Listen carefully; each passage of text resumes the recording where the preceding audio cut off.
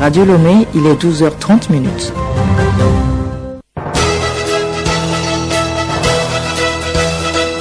Le journal Bénédicte Kanda. Bonjour à tous. Au sommaire de ce journal, les luttes traditionnelles Evala se poursuivent dans la Kosa. La finale dans le canton de Yadé a lieu ce mardi sous le regard admirateur du président de la République, Faure Essazimna Nyassingbe.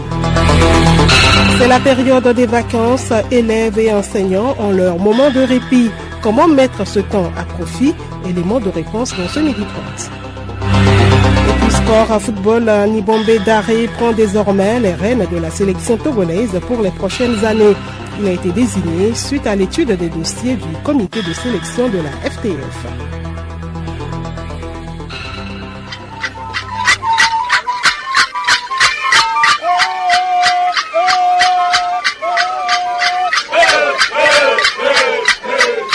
Le journal des Evala.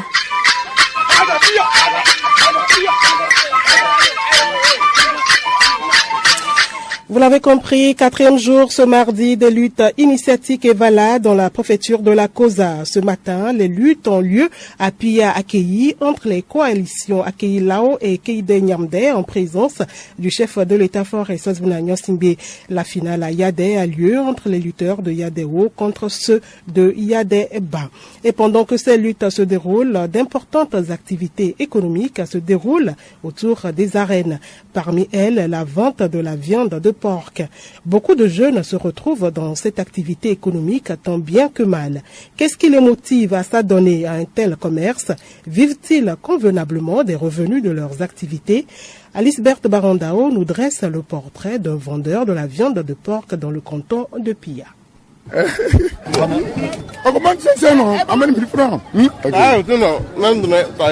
Monsieur Baron Agneto, 40 ans, taille moyenne, teint noir, très souriant, est un vendeur de viande de porc depuis 10 ans. Il s'y plaît bien, c'est avec joie qu'il exerce son commerce. Il nous raconte les raisons qui l'ont motivé. Ce qui m'a motivé à vendre la viande du porc, dans les Evala, les Agoulais, ceux qui ont déjà lutté, eux, ils mangent la viande du porc. Ils n'ont pas accès à la viande du chien. C'est ça qui nous motive à vendre ça ici. Je suis là, je ne fais rien. Donc, j'ai dit que je vais m'initier à faire la charcuterie. Donc, c'est ça. Et dans ça, un peu, je vois que ça a l'air d'aller. Quelles sont les mesures prises pour assainir votre viande? Nous, quand on fait là, il y a le vétérinaire qui vient pour l'inspecter. Après l'inspection, nous, on fume ça. Donc, ça, c'est très bon. Bon, il préparait bien, ça va cuire. Donc, faut pas chauffer seulement pour que les gens mangent. Donc, pour ça, là, si tu chauffes seulement, donc, il y a les maladies. Donc, il faut préparer la viande bien cuite. Quelque part, on tue. S'il y a les boutons dans la viande, le vétérinaire n'accepte pas qu'on vende. On enterre ça. Nous, on a notre vétérinaire même. Ce que nous vendons là, on est très sûr que la population ne va pas tomber malade. Malgré la difficulté, M. Parung ne compte pas baisser les bras. Comme le moment est un peu difficile là, c'est ça qui fait défaut. Sinon, avant là, ça allait. Mais maintenant, bon, petit à petit, on va faire son mieux. Ça allait d'aller. Vous êtes venu là, vous n'avez pas vu l'ambiance qui était ici. Bon, la viande du porc là, c'est le piment. Donc il faut au moins assaisonner les épices. Voilà. C'est ça qui fait le piment. Il faut toujours faire quelque chose. Il faut te déguiser, créer une entreprise en faisant quelque chose. C'est pas de rester les mains croisées pour regarder qu'on a les grands. Non. Ça chauffe ici sous la viande du porc. Avec les nyanglotou et tout ça là, c'est la folle ambiance à Pia ici pour les Evala.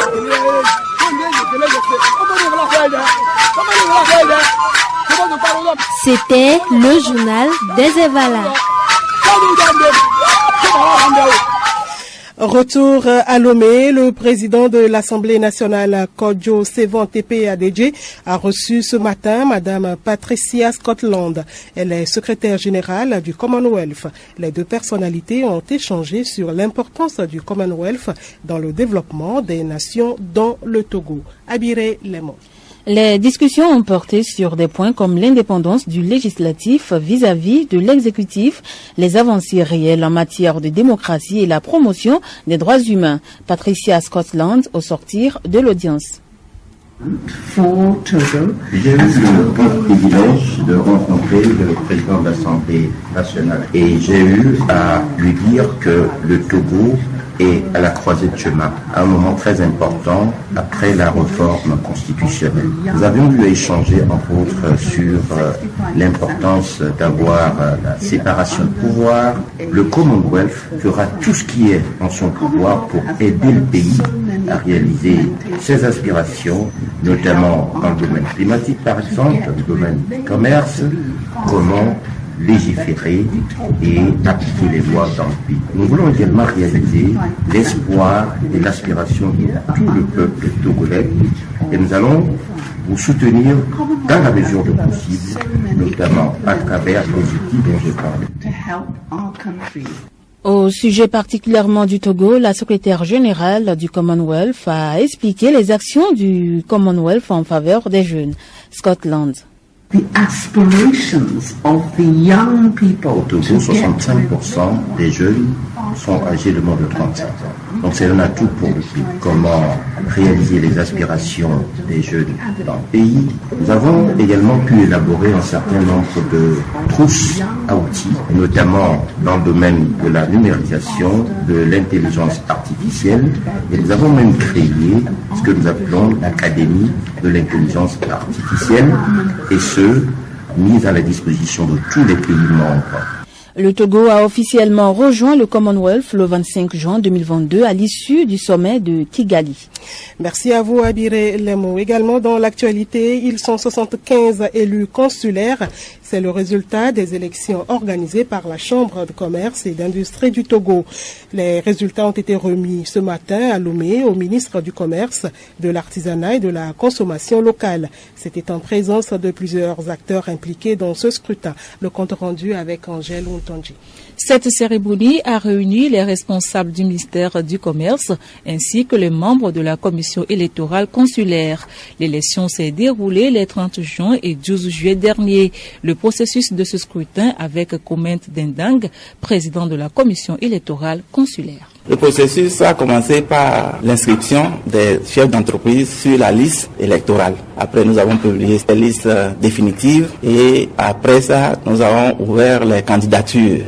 Après la candidature, maintenant, vient l'ouverture du scrutin. Et voilà, c'est le processus qui est terminé par l'élection des 75 membres. Et la fin du processus est couronnée par la remise au ministre de tutelle les résultats définitifs. Sur les 75, nous avons 48 sur le plan national et 27 sur le plan régional.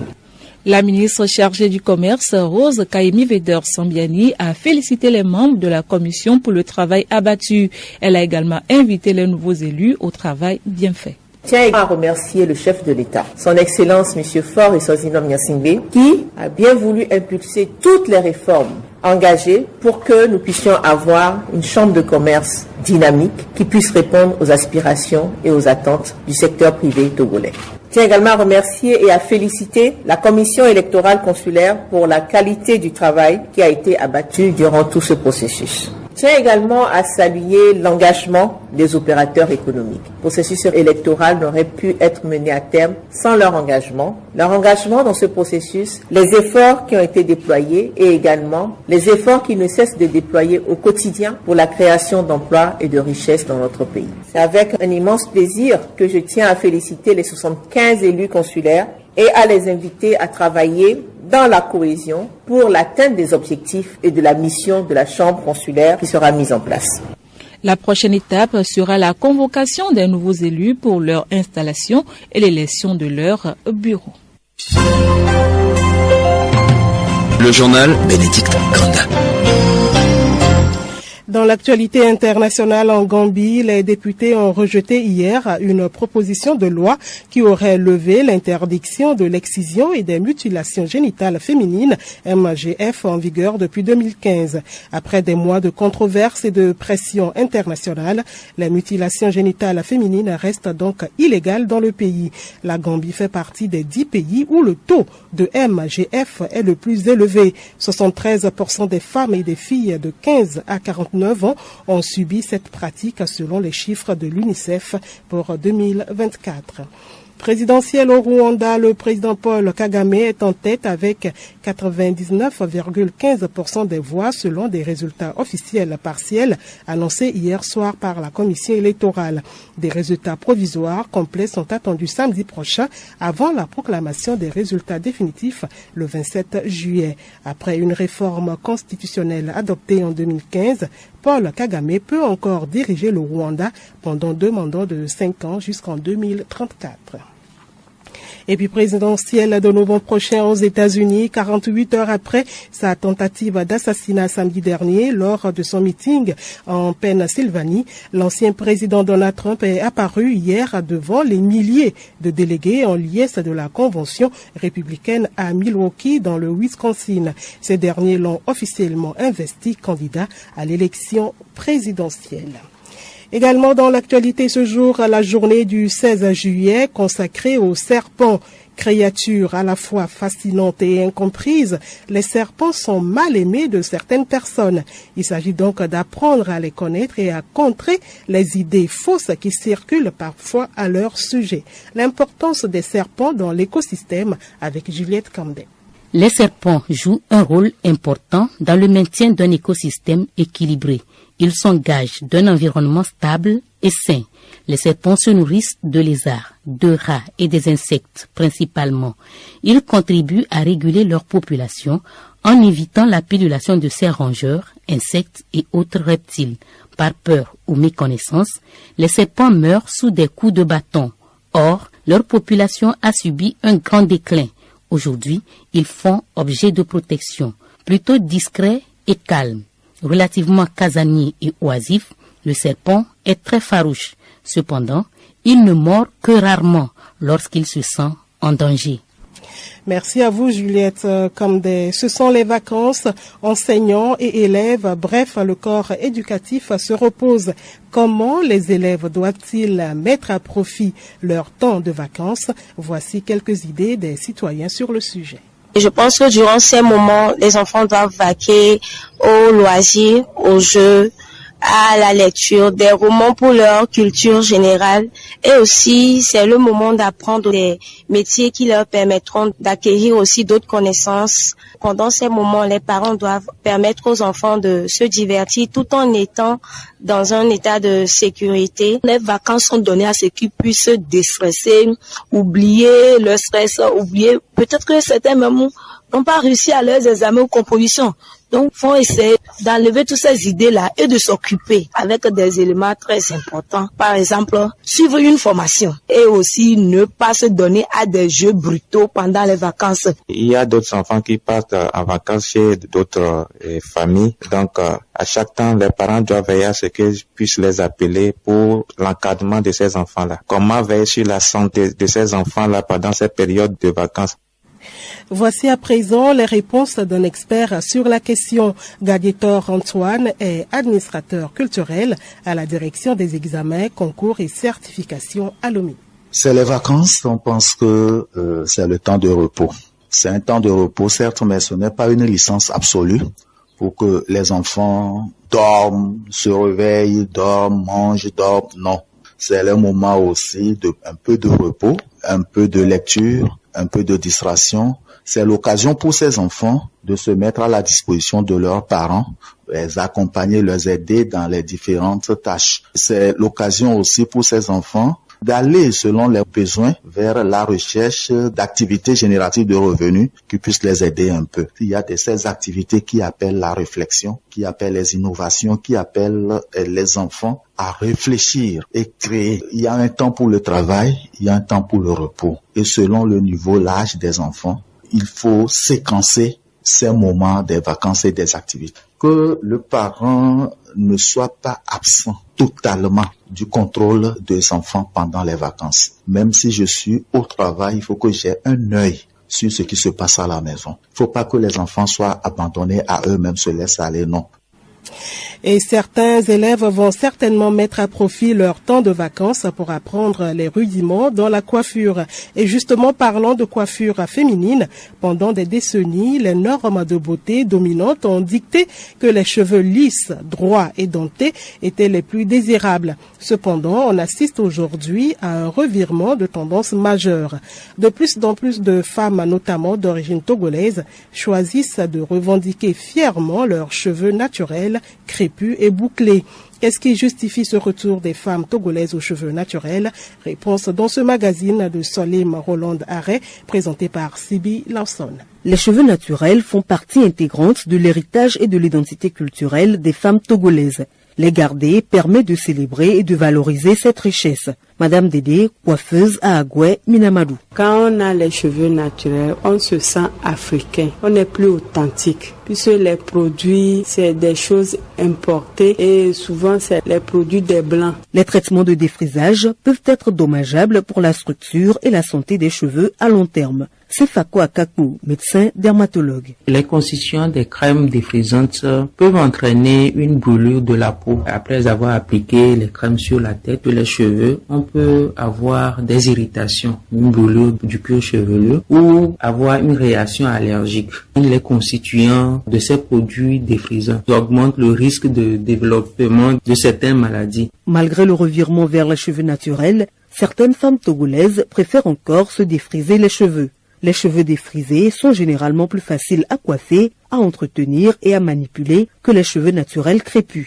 Retrouvons la coiffeuse Dédé. Avec les cheveux défrisés, il y a une simplicité de se coiffer. Puisque quand on peigne, les cheveux obéissent facilement, c'est lisse et puis c'est plus joli. Que les cheveux soient naturels ou défrisés, cela ne cause aucun problème majeur. Tout dépend des préférences de chacun. L'essentiel est de bien entretenir ses cheveux.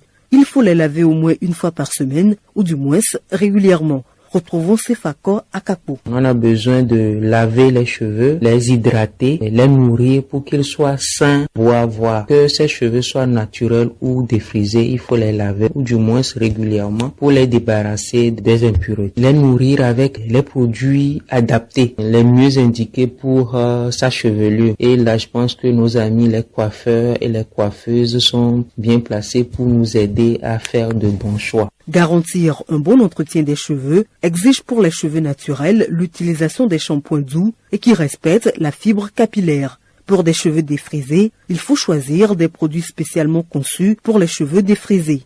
Les cheveux naturels sont préférables pour la santé. Toutefois, cela dépend du look de chacun. Économie à présent, que ce soit dans la coiffure, le commerce ou autre, les acteurs ont besoin de développer leurs activités. La page économique continue d'aborder les difficultés que rencontrent les jeunes entrepreneurs pour booster leurs affaires. Léontine Atogima s'intéresse ce mardi à la concurrence. On me fait signe que Léontine n'est pas prête. Nous allons tout de suite passer à la page sportive. Football, Nibombe Daré prend les destinées des éperviers du Togo comme sélectionneur pour les mois et années à venir. Il a été choisi après l'évaluation des dossiers effectués par le comité de sélection de la FTF. Edo Assignon. Après avoir servi la sélection comme joueur, Nibombe Daré retrouve le nid des éperviers en tant que sélectionneur. L'ex-défenseur et légende du football togolais a été privilégié au détriment des autres candidatures après un travail effectué par le comité de sélection. Colonel Guy Kossi Akbovi, président de la Fédération togolaise de football. Après des consultations avec le ministère des Sports et de Loisirs et au regard des grandes tendances actuelles, le comité exécutif de la Fédération a lancé un appel restreint à candidature réservée aux nationaux. Nous avons été agréablement surpris de recevoir de nombreuses candidatures de grande qualité d'entraîneurs togolais talentueux. Je tiens à remercier chacun pour leur intérêt et leur passion pour le football togolais. Le comité de sélection, composé d'experts du football, a minutieusement évalué chaque candidature à l'aune des compétences, de l'expérience et de la vision du jeu proposée par chaque postulant.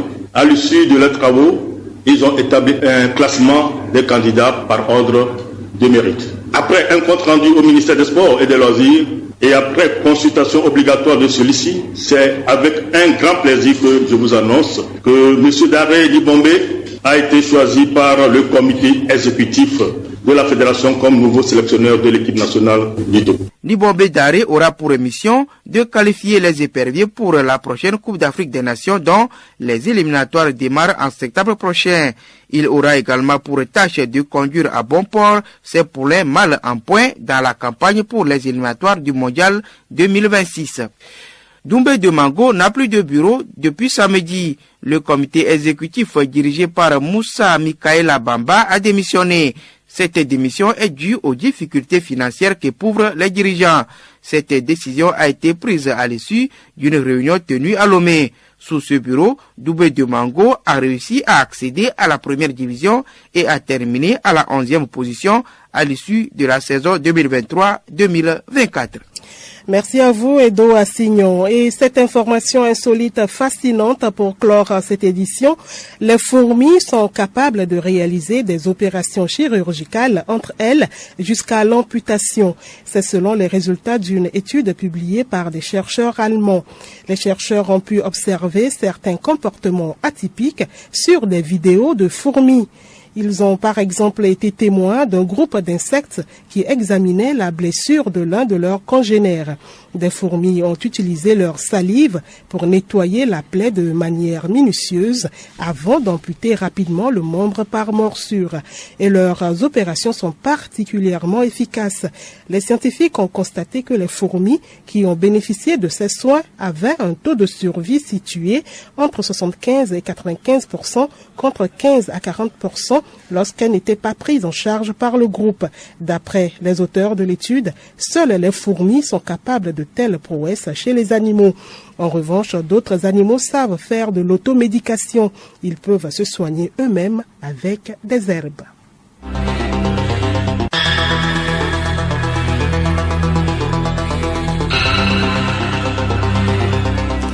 Madame, Monsieur, voilà, c'est la fin de cette édition. Merci de votre aimable attention. Le rappel des titres, les luttes traditionnelles se poursuivent dans la Kosa. Ce mardi, la finale a lieu à Yadé. Et vous avez également suivi dans ce journal les conseils pratiques pour mettre à profit cette période de vacances. Excellent après-midi sur nos antennes.